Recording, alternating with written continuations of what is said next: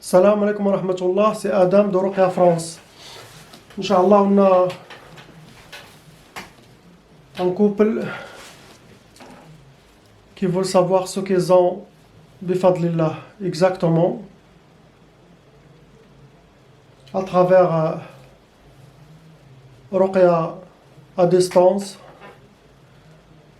et aussi à travers le captage. On verra ce qu'ils ont exactement, bifadlillah. Priez pour eux, Inch'Allah, que la main soit dans la main pour toujours, Inch'Allah.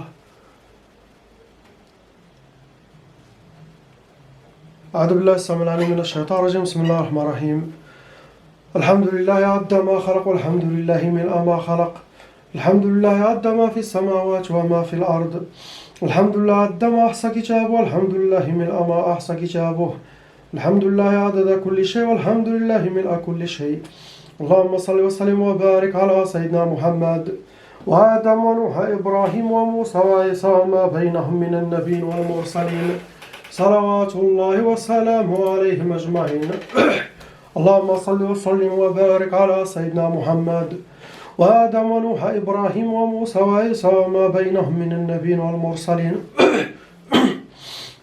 صلوات الله وسلامه عليهم أجمعين لا إله إلا الله الواحد القهار لا إله إلا الله الكبير المتعال لا إله إلا الله وحده لا شريك له إلها واحدا ربا وشاهدا أحدا وصمدا ونحن له مسلمون لا إله إلا الله وحده لا شريك له إلها واحدا ربا وشاهدا أحدا وصمدا ونحن له عابدون لا إله إلا الله وحده لا شريك له إلها واحدا ربا وشاهدا أحدا وصمدا ونحن له قانتون لا إله إلا الله وحده لا شريك له إلها واحدا ربا وشاهدا أحدا وصمدا ونحن له صابرون لا إله إلا الله محمد رسول الله اللهم إليك فوضت أمري عليك توكلت يا أرحم الراحمين أعوذ بالله السميع العليم من الشيطان الرجيم بسم الله الرحمن الرحيم وكان حقا علينا نصر المؤمنين وكان حقا علينا نصر المؤمنين يا شافي يا كافي يا معافي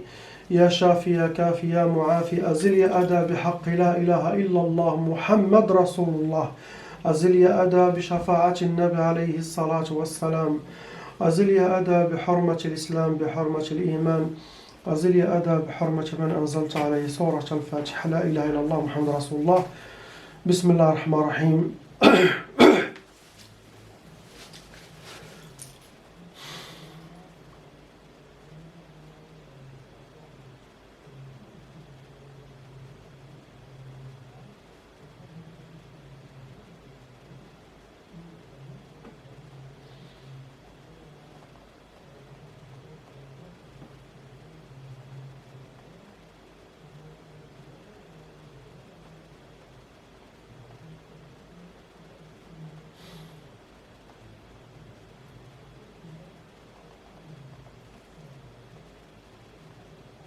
اللهم صل على سيدنا محمد طب القلوب ودوائها وعافية الأبدان وشفائها ونور الأبصار وضيائها يا شافي يا كافي يا معافي يا شافي يا كافي يا معافي وكان حقا علينا نصر المؤمنين وكان حقا علينا نصر المؤمنين وكان حقا علينا نصر المؤمنين.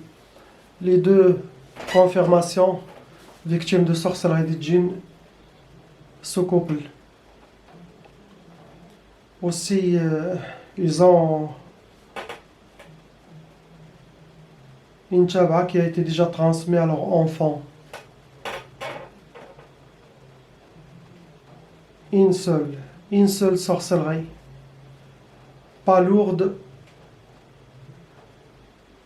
petite sorcellerie. S'ils grandissent avec, ça commence à s'enraciner, créer les mêmes blocages que leurs parents, que les parents ils ont vécu. Donc le mari, la femme, sorcellera les deux, l'enfant aussi. Le mari, il est plus touché que la femme. Il a déjà mangé de la sorcellerie, il a déjà aussi bu de la sorcellerie.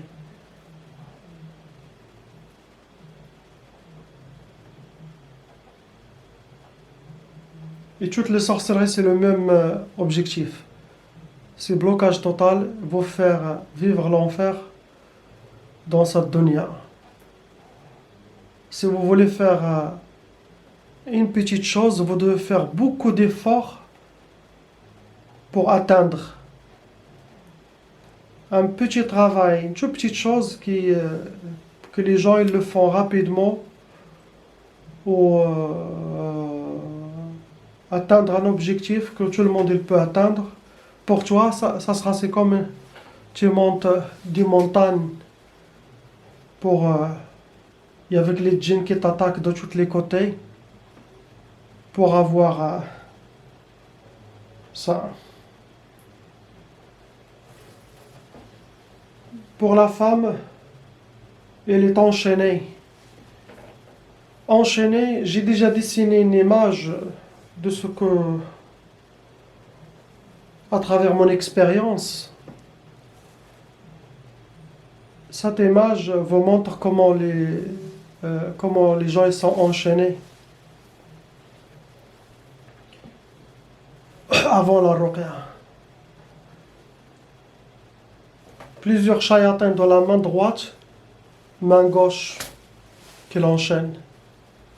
Et les deux pieds aussi, un shaytan pied gauche, un shaytan pied droite, qui tient, il s'occupe que de enchaîner. Donc il faut l'oracle qu'il aura assez d'expérience comment casser ces chaînes. Tu peux enlever les shayatins, mais les chaînes sont encore là, il faut les casser. À part la sorcellerie et les djinns. Pour elle aussi pareil. Il y aura des échecs dans tout ce qu'elle met, où est-ce qu'elle met sa main, il n'y aura pas de résultat. C'est comme il verse de l'eau dans le sable. Travail, étude, tout ce qu'elle met la main. Pour leur enfant, Inch'Allah, il sera inclus dans le ruqya, il sera libéré avec la grâce d'Allah. Donc, 4 sorcelleries pour la femme, 5 sorcelleries pour le mari. Leur enfant, il n'est pas dans la photo, une seule sorcellerie.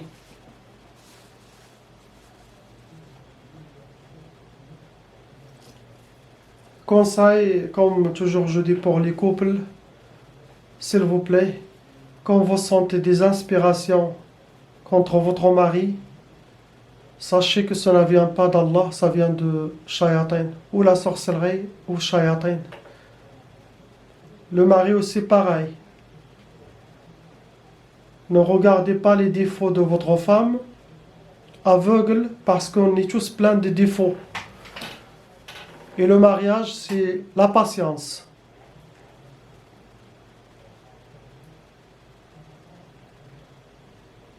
Si votre femme s'occupe de vous, alhamdulillah. Si votre femme vous donne des enfants, alhamdulillah.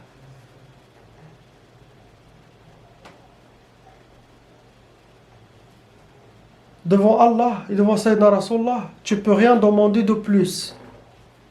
Déjà que ça, c'est bien. Il t'a complété la moitié de ta religion, qui est la chose la plus chère à nous. C'est notre religion, c'est l'éternité, c'est le delà. C'est Allah et c'est Sayyidina Muhammad.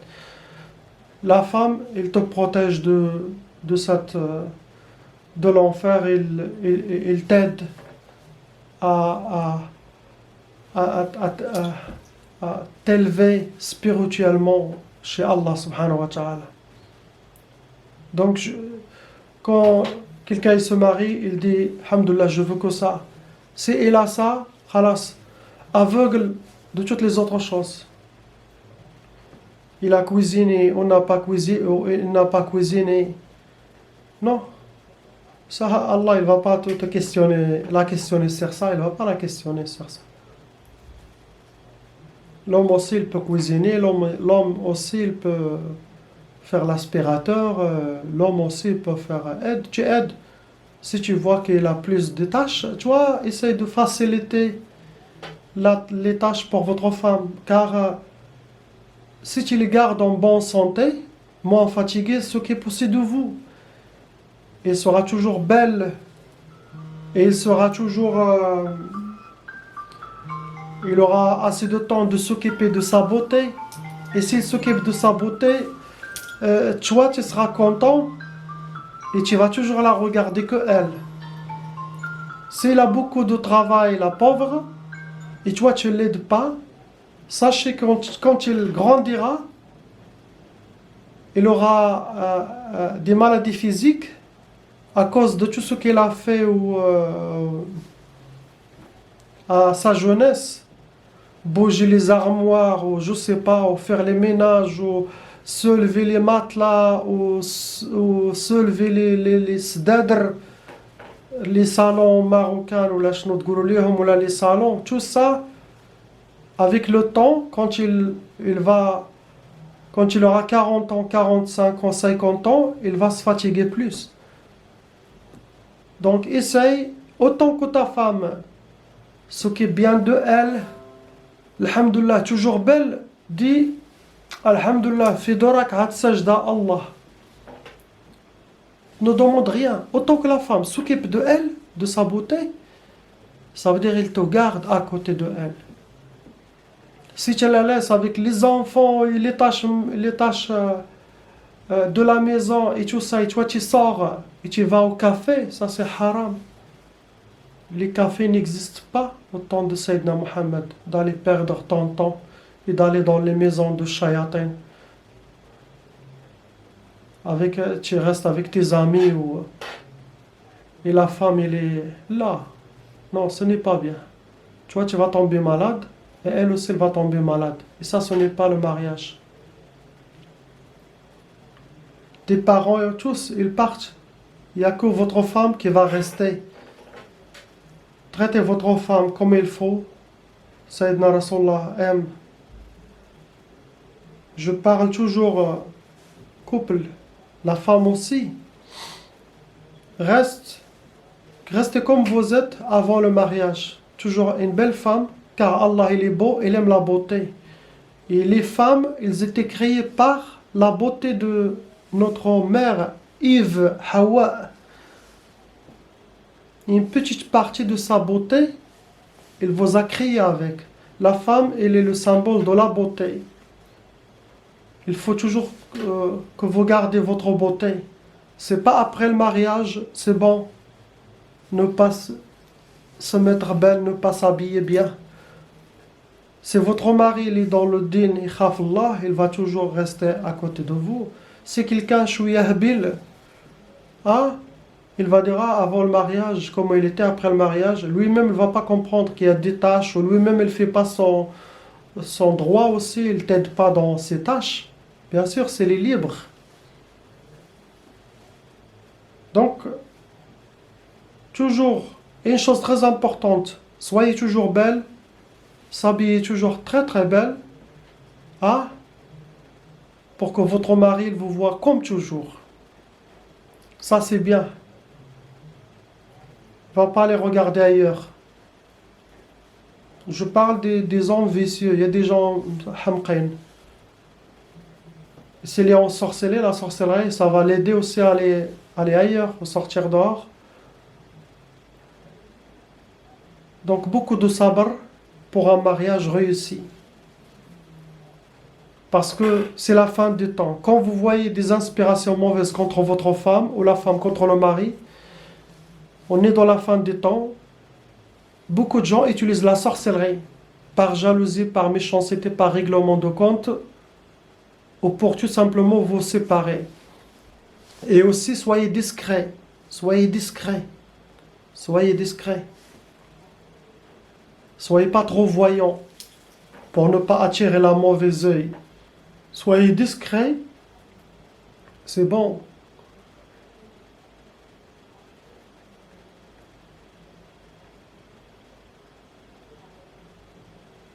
Pour qu'aussi les enfants apprennent à être discrets dans leur vie.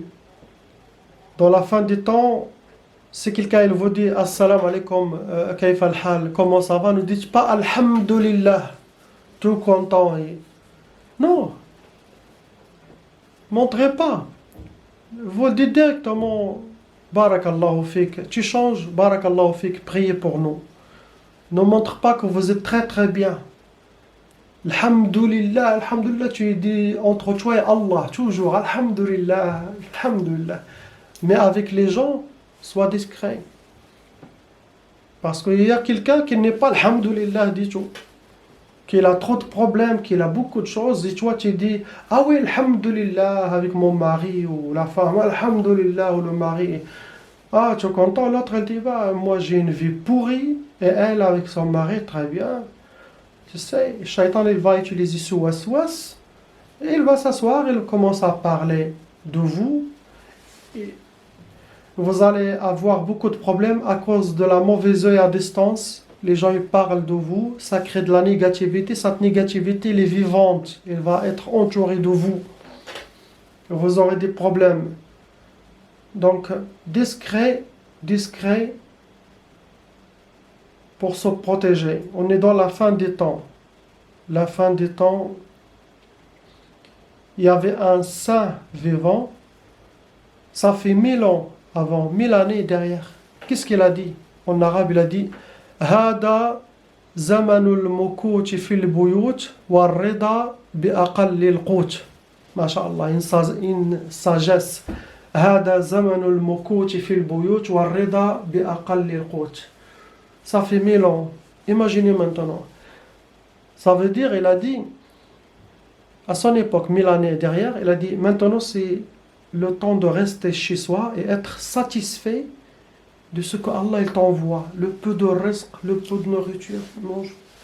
Car il a déjà vu à cette époque, c'était déjà la fin des temps, il n'y a plus confiance à personne. Tu sors dehors, tu vas aller chez qui? Il reste des bons gens, on n'a pas dit que tout le monde, mais beaucoup de shayatins humains et de djinns, beaucoup de sorcelleries, manger, bu, on ne sait pas où est-ce qu'on donne la tête. Donc, pour les couples, votre amis, votre famille, c'est votre femme, vos enfants, restez haka. Et comme j'ai dit, la ligne rouge à ne pas franchir, Allah, Sayyidina Muhammad, la religion et notre couple. Personne ne parle de votre couple, c'est un shaitan. Quel que soit, celui qui parle contre ta femme, c'est un shaitan. Celui qui parle contre votre mari, c'est un shaitan, quel que soit dans la famille. C'est rare qu'on trouve vraiment une femme shaitana. Vraiment. Ou un homme shaitan. Ça c'est différent, quelqu'un qui te donne un conseil, te dit il faut qu'on trouve une solution. Ma fille, tu souffres avec cet homme par exemple, il boit de l'alcool, il fume, il n'est pas là, il s'occupe de rien, et c'est toi qui travailles, tu fais tout ça. Lui, ça c'est différent. Là, il te dit oui, faites une solution, parce que tu ne vas pas vivre torturé à vie. Ça c'est différent. Où la femme, elle sort avec ses amis, elle laisse les enfants, elle laisse le mari qui a besoin de elle. Ou quand le mari il a besoin de sa femme, quand il va envers elle, il lui dit non, ça c'est pas bien ça. Ça, vous allez le pousser à aller voir ailleurs. Parce que le mariage, c'est tout. Et surtout, protéger la religion. Protéger la religion de votre mari. Quand il réclame conseil, il n'y a pas de timidité dans l'islam. Moi, je suis là pour donner des conseils.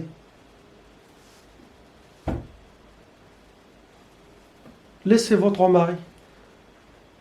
Donnez-lui ce qu'il veut, bien sûr dans le halal, et l'homme aussi envers sa femme. Il ne faut pas laisser longtemps, parce qu'elle va faire des péchés. Bien sûr, le mariage, il y a beaucoup de choses, le mariage. Mais an-nikahu sunnati, sunna de Sayyidina Rasulullah sallallahu alayhi wa sallam. Pour l'homme, ça l'apaise, il reste calme, il reste joyeux. il sera toujours en énergie positive. Donc la femme, elle doit s'occuper de son mari de cet côté. Il sera toujours content. Il aura moins de colère. Il est très très bien, il est zen. Si la femme ne donne pas ça, il va être en colère, il ne dort pas bien. C'est une faiblesse, c'est le point faible. Et la conséquence, ça va revenir contre toute la famille. Inch'Allah. Suivez mes conseils, partagez les vidéos certes du couple pour que les autres couples ouvrent les yeux et qu'ils n'oublient pas qu'il y a un shaitan, des loups humains et djinns, les sorcelleries qui sont autour de nous, dans notre vie. Quand vous sentez des choses bizarres, contactez un raqi. Il ne faut pas laisser jusqu'à que c'est bon, vous êtes en plein divorce au tribunal et vous venez, vous écrivez à Ruqya France, urgent, s'il te plaît, on veut de Ruqya cette semaine. Parce qu'il n'y a pas que vous. Il y a déjà les gens qui ont réservé leur séance peut-être depuis 2 semaines. Peut-être vous aurez le rendez-vous d'ici 3 semaines. Et 3 semaines, vous me dites que vous avez le tribunal demain. Il ne faut pas aussi stresser le raqi, stresser les gens. Ce n'est pas comme ça comment ça marche. Autant que tu appelles le raqi le plus tôt possible, avant que les choses s'aggravent dans votre famille, autant que c'est mieux. Vous voyez, c'est pas jusqu'à la fin. C'est bon, le divorce peut-être il a déjà été fait et tu viens faire la ruqya. Mais les shayatans, ils ont déjà fait leur travail contre vous. Ce n'est pas la faute des raqi, c'est toi qui dors ou la femme. Quand vous sentez une petite chose, enlevez cette malédiction satanique qui est la sorcellerie, les djinns, la mauvaise œil, c'est bien. Il faut se réveiller plus tôt, très tôt. Pas dormir jusqu'à que le mari, c'est bon, je ne sais pas qu'est-ce qu'elle a fait dehors, peut-être elle a déjà parti avec une autre qui l'a pris, et toi tu commences à courir. C'est bon. Subhanallah. Nos mères, à l'époque au Maroc, je vous raconte ça. Toutes les femmes à l'époque, subhanallah, je parle de 50 ans avant, 60 ans avant, 100 ans avant. Toutes les femmes, elles mettent de la menthe ici, et elles mettent du basilic aussi. Flio, na'na, l'habaq, ils le mettent ici, comme un petit bouquet, toujours ici, toujours. Subhanallah. Et parmi les secrets de ça, ça attire le mari vers la femme. Surtout le basilic. Le mari, il vient, il rentre de travail fatigué, il vient directement et s'assoit à côté de sa femme. Regarde, subhanallah. Toujours. Parmi les choses à attirer votre mari. Toujours aussi s'asseoir devant lui dans la maison pour qu'il te regarde toujours toi, bien sûr. Il faut soyez très belle pour lui. Il va toujours vous regarder que vous. C'est pas s'asseoir là et l'autre de l'autre côté. Chacun dans son téléphone. Dans le satellite. Tu vois le couple là. La femme là-bas, l'autre là-bas. Chacun, je ne sais pas ce qu'ils font. Ça, c'est pas le mariage, ça. Ça, c'est la boîte de shaitan, ça. Ça, la télévision, et ça, c'est la boîte de shaitan. Tu mets plein de choses pour que tu ne fais pas ni ta prière, ni rien. Il faut utiliser tout ça, Internet, à ce que le shaitan ne veut pas. Shaitan, il veut que tu perdes ton temps, tu ne fais pas les prières, tu n'auras même pas d'argent de ça. Tu te perds, tu restes, tu fais ni travail, ni rien du tout. Toi, tu l'utilises au contraire. Toi, tu fais ça pour travailler et tu fais ça pour vraiment aider la Ummah à faire quelque chose de positif. Pas perdre tout le temps, toute la nuit à quoi? À faire quoi? À regarder les idoles ou les shayatans ou les je sais pas qui là, les gens...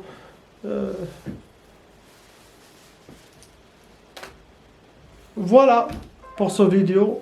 La ilaha illallah Muhammad Rasulullah. Merci beaucoup. Salam alaikum.